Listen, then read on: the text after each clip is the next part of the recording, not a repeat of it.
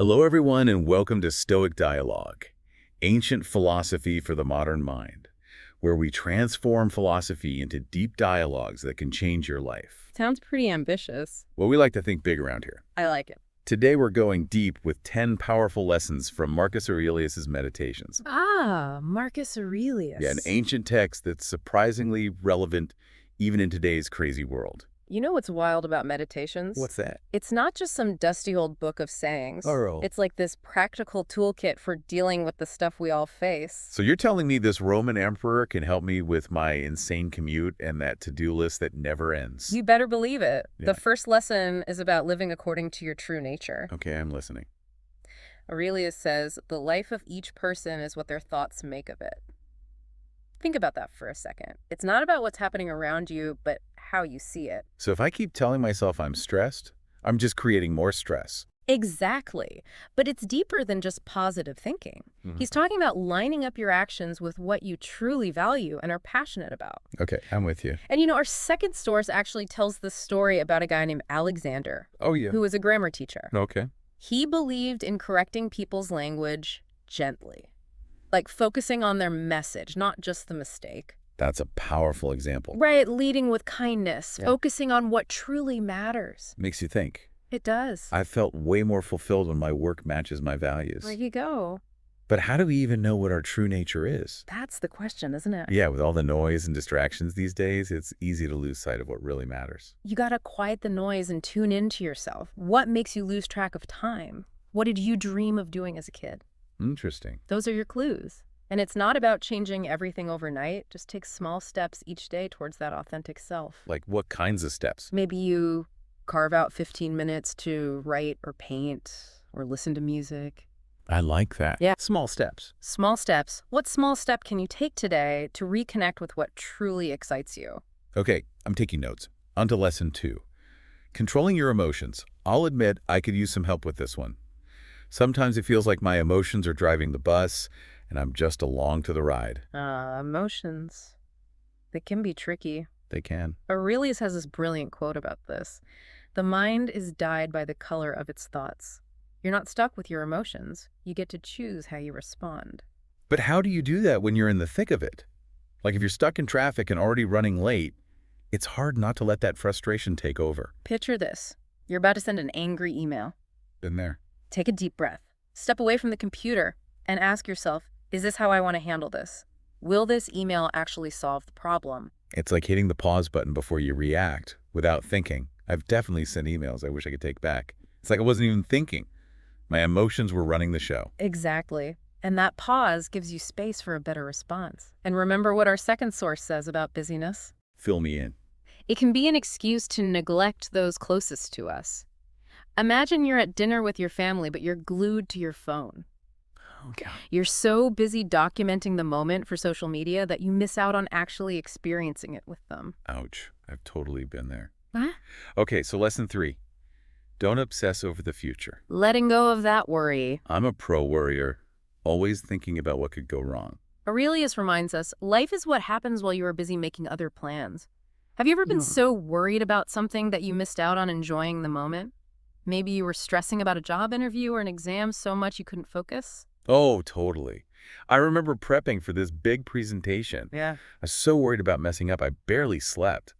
And then during the actual presentation, I was so nervous I stumbled over my words and forgot half of what I wanted to say. What if you'd spent that time practicing or visualizing a successful presentation? You might have walked in feeling confident and clear. So true. By focusing on the present, I could have actually done better, instead of sabotaging myself with worry. And think about this.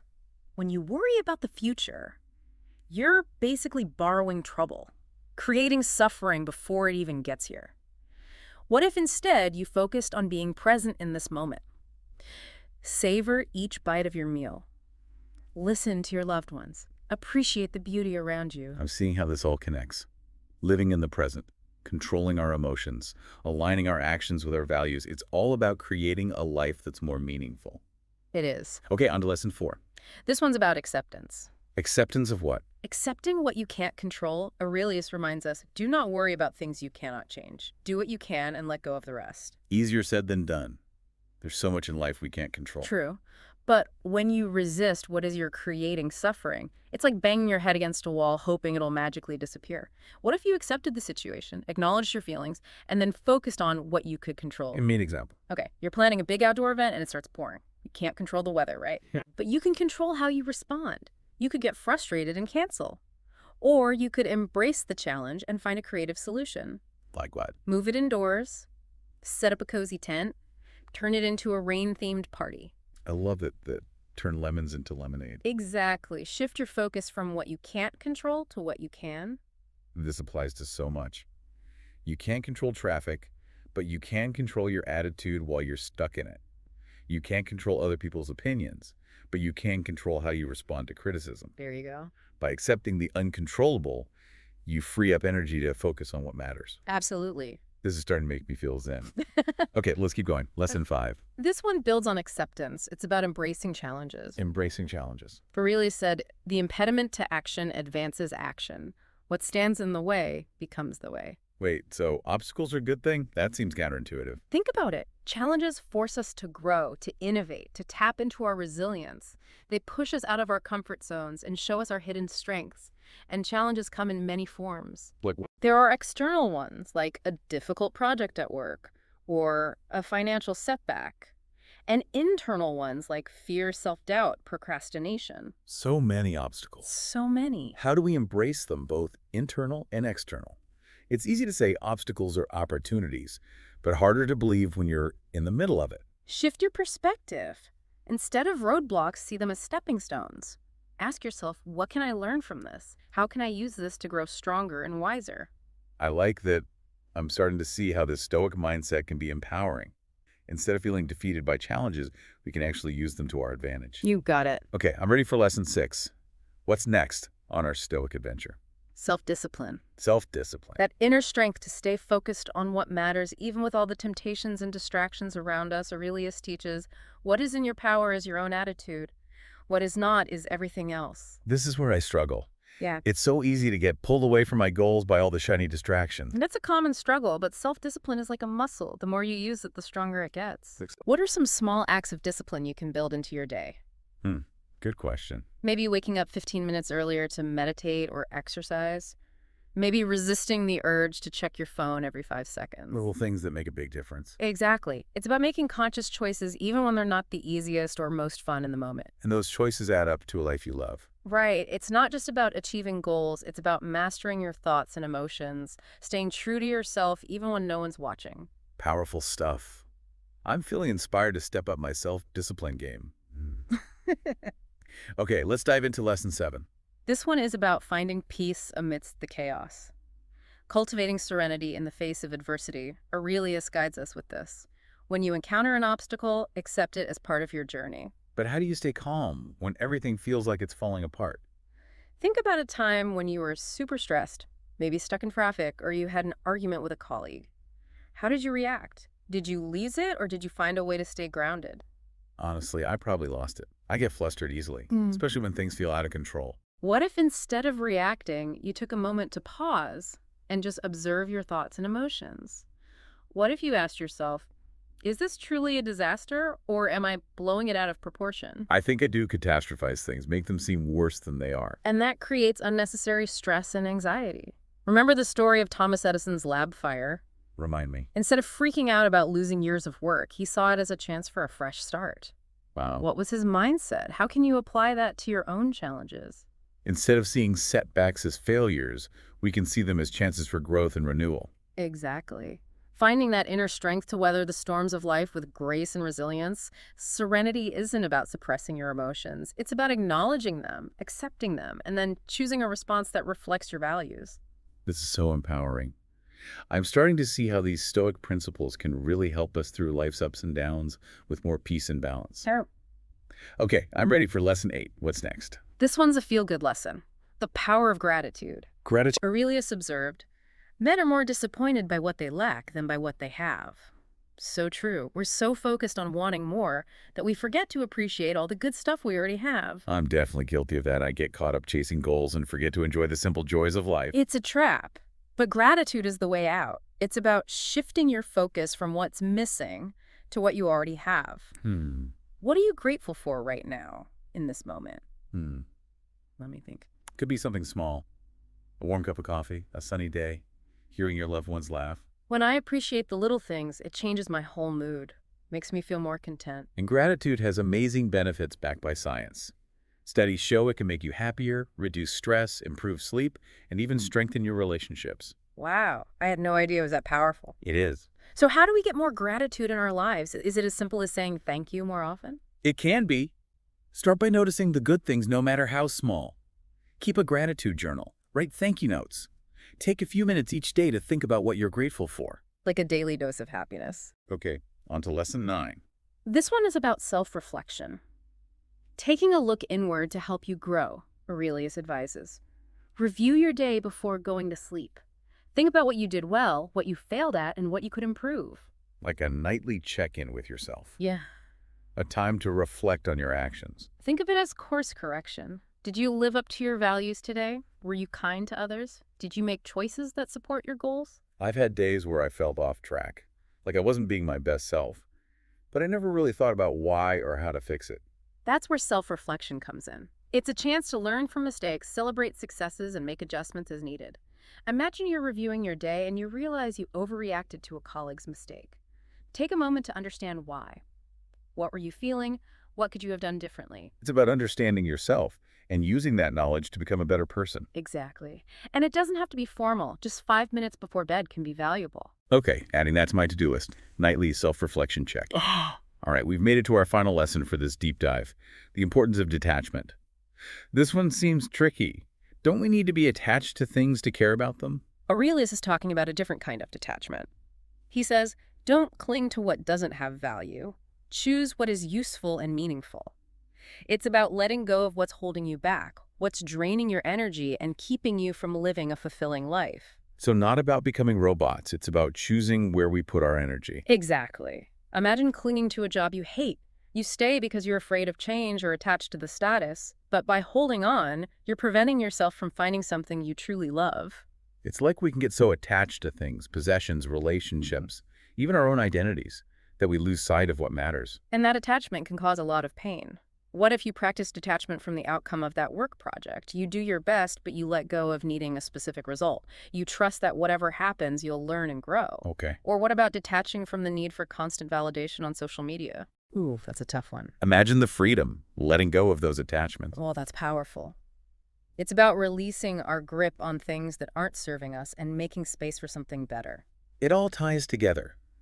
Living in the present, controlling our emotions, aligning our actions with our values, embracing challenges, cultivating self-discipline, finding serenity, practicing gratitude, reflecting on our experiences, and detaching from what no longer serves us. It's all about living a more fulfilling and meaningful life. This has been incredible. I'm already feeling inspired. But before I move on to part 2, I'm curious about that second source you mentioned. How does it add to what we've learned from Aurelius? It's fascinating how this source, while offering a different perspective, seems to echo some of Aurelius's key themes.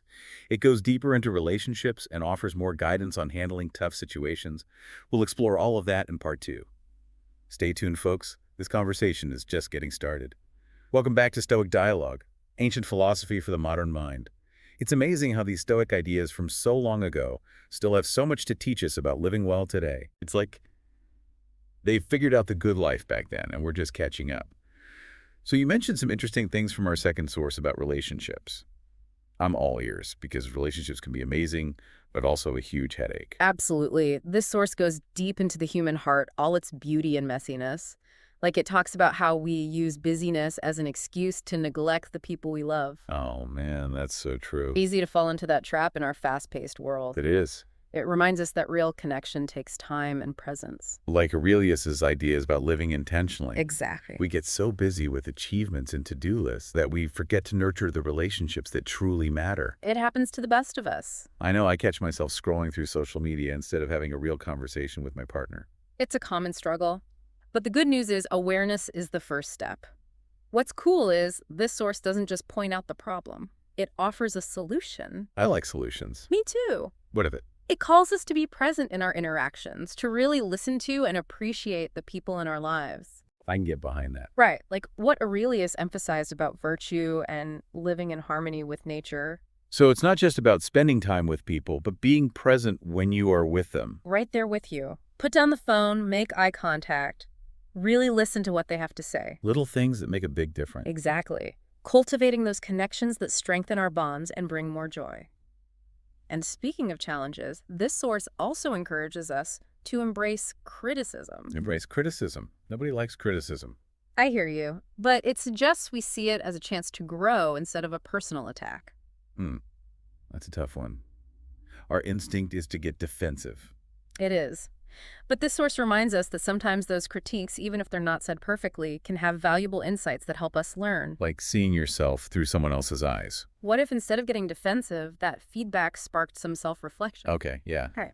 Instead of shutting down, we can pause and listen and ask, is there any truth to this? Can I use this to improve? Powerful shift in perspective. And this source also reminds us we don't have to accept every criticism.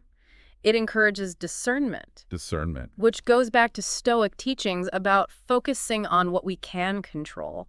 Right. We can choose which feedback to take to heart and which to let go of. We have agency even when someone's criticizing us. You got it. We can choose how we respond, how we take it in, and how we use it to grow. I like that. Yeah. And what else does this source have to say about relationships? It highlights the importance of gratitude, not just for stuff, but for the people who make our lives richer. The people who matter most. Exactly. Think about those who've guided you, supported you, or just made your journey a little brighter. Those are the people who make life worth living. They are. Take a moment to appreciate them. It's like shifting our focus from what we're missing to all the love and support we already have. And it reminds me of Aurelius' teachings about focusing on what's within our control, our attitudes, our perceptions. We can choose to focus on the good, to be grateful for what we have, even when things are tough. I love that connection. It shows how these sources, even though they're different, ultimately point us toward the same timeless truths about living a good life. Like two sides of the same coin. Exactly. And this source also echoes Aurelius on living authentically. It stresses honesty, being true to yourself, letting go of pretenses. Be yourself, everyone else is taken. Right. It challenges us to ask, am I living a life that feels true to me, or am I trying to fit into someone else's mold?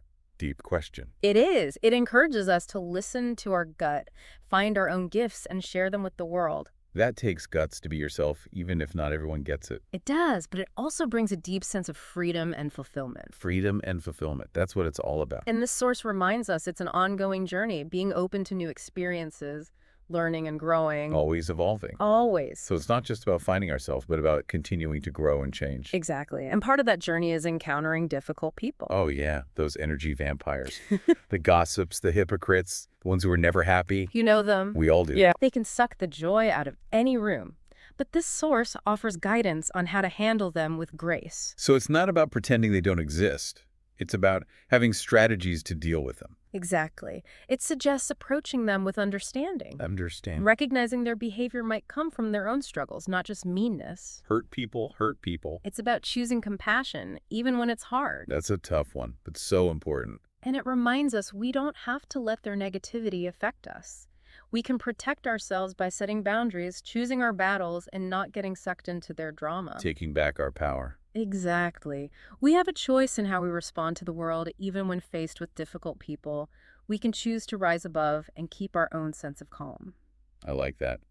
And speaking of negativity, this source also talks about the importance of self-awareness. Oh, yeah. Making sure we're living in line with our values. It's about recognizing our own biases, our own tendencies toward judgment or negativity, Catching ourselves before we fall into those traps. and then making a conscious effort to be kinder, more compassionate, and understanding both to ourselves and others. Be the change you wish to see in the world. Exactly. If we want a more positive world, it starts with us. I love that. And this source also brings up detachment, which reminds me of Aurelius. It's about letting go of the desire for more, the constant chase for what we lack. Finding contentment in what we already have. Exactly. It suggests that true peace comes from within, not from external things. Happiness is an inside job. Well said. It's not about getting more stuff or achieving more goals, but cultivating inner peace that doesn't depend on outside circumstances. Beautifully put. And this source also reminds us that fame, fortune, even life itself are fleeting. Wow, that's deep. It challenges us to ask what's truly important. What do I want to leave behind? How can I make the most of this life? It's like a wake-up call to appreciate each moment and make choices that align with our values. Exactly. And it encourages us to let go of control, to accept that the universe has its own plan and we're just a part of it. Surrendering to the flow of life. I love that. And finding meaning and purpose in our own unique way, knowing that our lives matter, even if we never become famous. We're all connected, part of something bigger. Beautifully said. You've woven those ideas together so well. It's like you're creating a tapestry of wisdom, drawing from both sources to understand how to live a good life. This is blowing my mind. It's like these ancient teachings are speaking to us right now, offering guidance for our modern lives. It's incredible, isn't it? Wisdom is timeless. The truths that resonated with people centuries ago still have power today. I can't wait to see where this conversation takes us in the final part of our deep dive. Me too. We'll explore how to put these principles into practice and go even deeper into Stoicism and our second source. Stay tuned, folks. There's so much more to uncover. Welcome back to Stoic Dialogue, ancient philosophy for the modern mind. I'm feeling energized after exploring Stoicism and this companion source. My mind is buzzing with ideas, but I'm also a little overwhelmed. I get it. There's so much to think about and try to put into practice. It can feel like a lot. Where do we even start? That's a great question, and both Aurelius and our second source talk about this. They remind us that living a good life isn't about being perfect overnight. So no need to pressure ourselves. Exactly. It's about making small, consistent efforts, weaving these principles into our lives one step at a time. Okay, so small steps. Small steps. But how do we actually do that? How do we take these Stoic ideas and make them real in our lives? Let's get practical. One key thing both sources talk about is self-control, mastering our thoughts and emotions. That's where the real work is, wouldn't you say? For sure. Yeah. It's easy to talk about staying calm, but when you're actually stressed or dealing with a difficult person, it's a whole different game. My go-to move is to just react, let my emotions take over. We've all been there. The question is, how do we build that inner strength, that ability to stay grounded when everything feels crazy? Yeah, how do we do that? It starts with noticing what triggered you. What situations or people push your buttons? Like what kinds of things? Is it traffic jams, rude comments, crazy deadlines? Once you know your triggers, you can start to interrupt those patterns. So it's like having a mental alarm bell that goes off when you're about to lose it. Exactly. And then instead of reacting without thinking, you pause. Take a deep breath. Notice your thoughts and emotions without judging them. And you ask yourself, is this how I want to act? Is this really me? It's that pause we talked about earlier. Yeah. That moment of choice. Right there. But how do you actually remember to pause when you're in the middle of a stressful situation? It's easy to say, take a deep breath. But when you're angry or overwhelmed, it's hard to remember to do that. That's where things like meditation or even just deep breathing exercises come in. Okay, so regular practice. Exactly. They train your mind to be more present, to notice your thoughts and emotions, and to create that space between what happens and how you react. Like building a mental muscle. It is. And just like any muscle, it takes practice to make it strong. So even a few minutes a day can make a difference. Even a few minutes. The more you do it, the easier it gets. You'll find yourself feeling calmer and clearer even in tough situations. Less reactive, more in control. I like the sound of that. It's like we have more power over our inner world than we realize. You do. But let's be honest. Sometimes even our best efforts at self-control aren't enough. Sometimes we meet people who just seem to push our buttons, drain our energy, bring out the worst in us. Yes, I know those people. We all do. The question is, how do we handle those situations with grace and wisdom? Especially when our first instinct is to fight back or just shut down. That's the tough one. I've definitely struggled with that. It's like some people are experts at getting under your skin no matter how hard you try to stay calm. Both Aurelius and our second source have some great advice for this.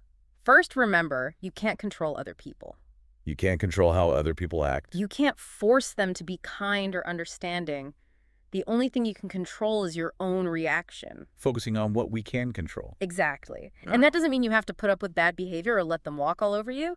It just means choosing a response that reflects your values. A response that keeps your own peace. Exactly. A response that doesn't add to the negativity. So let's say you're dealing with someone who's always criticizing you or putting you down. What would a Stoic do? First, try to understand where they're coming from. Remember, everyone's fighting their own battles, carrying their own baggage. Their behavior might be a reflection of their own pain. Hurt people hurt people. That doesn't excuse their actions, but it can help you see the situation with more compassion. And sometimes the most impassionate thing you can do is to set boundaries. Protect yourself. Exactly, to protect your own energy and step away from the situation. So we don't have to put up with toxic behavior even from people we care about. You don't, setting boundaries isn't selfish. It's self-care. It's about honoring your own needs and creating a healthy space for yourself. Okay, so we've talked about self-control and dealing with difficult people. hmm But what about living a more purposeful life? Both sources talk about finding our place in the bigger picture. It's a beautiful idea, but it can also feel really big. Where do we even begin with that? It starts with looking inward, asking yourself the big questions. What are your values? What are you passionate about? What brings you joy? What kind of impact do you want to have on the world?